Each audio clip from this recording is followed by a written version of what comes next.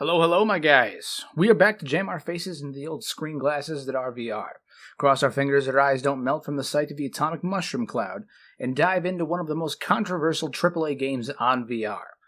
Naturally, I am talking about Fallout 4. So let's go.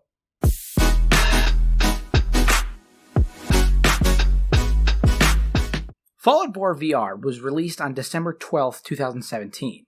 But unfortunately was virtually unplayable until months later, and at the end of 2020 sits at a mid-level score of 6 out of 10 on Steam.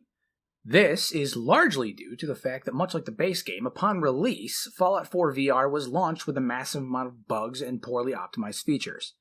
These things range from the fact that the game was so fucking foggy that it may as well have spent a night at Bill fucking Cosby's house, downtown Boston, the area that basically is the focal point for a third of the fucking game, stuttered more than that poor kid trying to read from Billy Madison. Today, Junior? And the game was so prone to violent crashes, you'd be lucky if your damn PC didn't catch fire and explode with the force of the bomb that struck Nagasaki. However, after months of daily patches, hotfixes, maintenance, the game was finally playable, and we were free to wander the post-war Boston until our hearts gave out. We could see the vast cityscapes, explore pre-war ruins, travel to distant lands like Far Harbor and Nuka World. What the fuck do you mean there's no DLC? They're charging $60 for just the base fucking game? So apparently, Bethesda decided that DLC would be too much work to implement.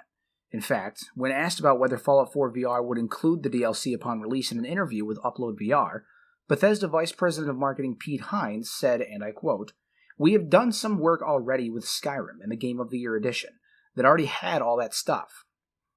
It was more that was the code base and starting point for doing the VR version, and that simply didn't exist for Fallout. We started with just the base game for Fallout 4 and the Game of the Year with all the DLC for Skyrim. So that's why those versions look like those versions." Which would be all fucking dandy, I suppose, except the Game of the Year edition for Fallout 4 was released on September 26, 2017, almost 2 full months before Fallout VR was released. Now, I understand that coding a game into a full-scale Game of the Year edition, as well as having porting the game over to VR, is a ton of work with so many minute details that my tiny chimp brain couldn't even begin to comprehend it. But the project were simultaneously in development, which means that the options were still there. On top of all that, I can say with pretty much absolute certainty that the player base would have been fine with a delay if it meant that we got the DLC added as well. Especially if you're going to charge a full $60 for both damn versions of the game. The honest-to-God fact that any developer would think releasing a game in this condition is even remotely acceptable may as well be in violation of the fucking Geneva Conventions. I mean, truly, how hard is it to run a few hours of goddamn testing to make sure that your port doesn't fall apart and turn into a lumpy pile of shite upon the opening fucking sequence? Honestly, though, despite the BS and rocky start, poor marketing, poor planning, and overall shit-dickery that happened with this game, I fucking love it. Let me explain. Fallout 4 VR delivers an experience that I think all RPG fans have dreamed of. And truthfully, of course, it would be Bethesda who delivers that to us in some fashion. While the game still has its bugs, I can't help but fall in love with the atmosphere being in the world of Fallout gives off.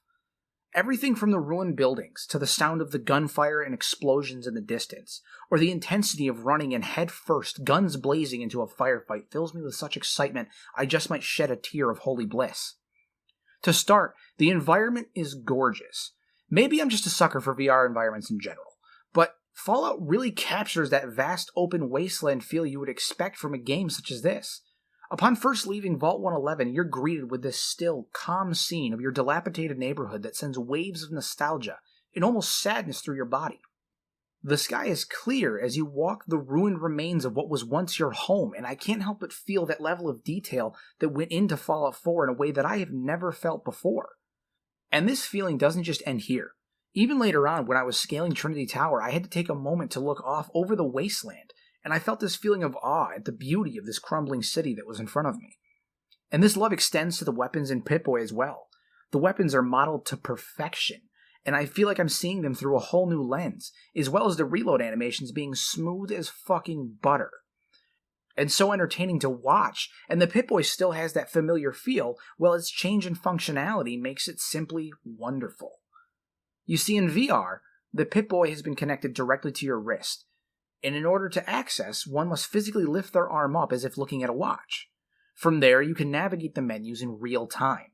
This is important because it adds a piece of realism to the game that vanilla simply did not have.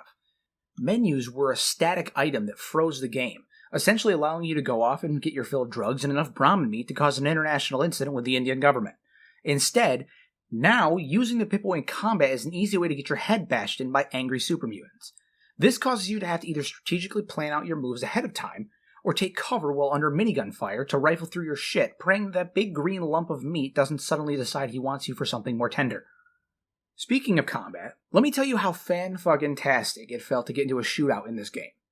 Oftentimes I found myself actually taking cover behind walls, leaning out to take my shots before getting back behind my cover as bullets pierced a corner, blasting dust and rock everywhere, and while I wait for my opportunity to fill these raiders with sweet hot lead. In terms of immersive combat experience, this is pretty much what it's all about. This feature is complemented by the fact that you actually have to aim your gun, which is much easier said than done in VR. Unlike in vanilla, where you can rapid headshot a dozen enemies without even blinking, in VR you can expect to be in some long-term firefights taking potshots at each other, as you will not have the aiming ability of a goddamn stormtrooper if you don't have dog meat to hold your targets down and you don't use VATS. But VATS, in VR, are a goddamn game changer. In normal Fallout, VATS acts as a form of bullet time, where you can aim at a specific body part and fire in rapid cinematic succession. In VR, that system really wouldn't work, so they replaced it with essentially a slow time where you can physically aim your weapon at the meaty temples of the wasteland fodder in a way that makes me so tingly I thought I might just be having a stroke. Seriously, VATS is a work of art in the dusty wasteland. If the VR port of Fallout did anything right, it is most definitely the VATS system.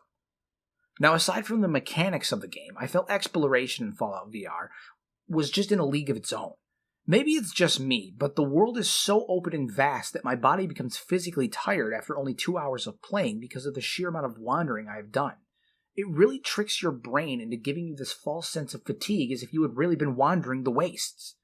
Aside from the fatigue, however, as someone who has poured hundreds of hours into Fallout 4 on both PC and Xbox, I thought I had seen all that the world had to offer, or enough of it that I couldn't be surprised anymore. But in open-world VR games, simply seeing the world through your own eyes can really make you see all the details that the dev team set up. I found myself getting lost in familiar territories, finding routes that I had never seen before, and really experiencing the world as if I was right there in the ruins of post-war Boston. Not only does it show you the world in a way you had never seen before, but the areas I explored 100 times in previous playthroughs suddenly became places where I was quietly stalking as I felt a rush invade my body in such a way that traditional gaming just does not capture. Imagine this. You're moving through the streets of Lexington. You hear gunfire in the distance, and you decide to stop into the Super Duper Mart to get access to that sweet Minuteman cash they left before the horde of ghouls made them a human Happy Meal. You walk in, and begins slowly to walk through the empty aisles of the dark and dilapidated store covered in destruction and the corpses of ghouls and those who did not escape the bombs.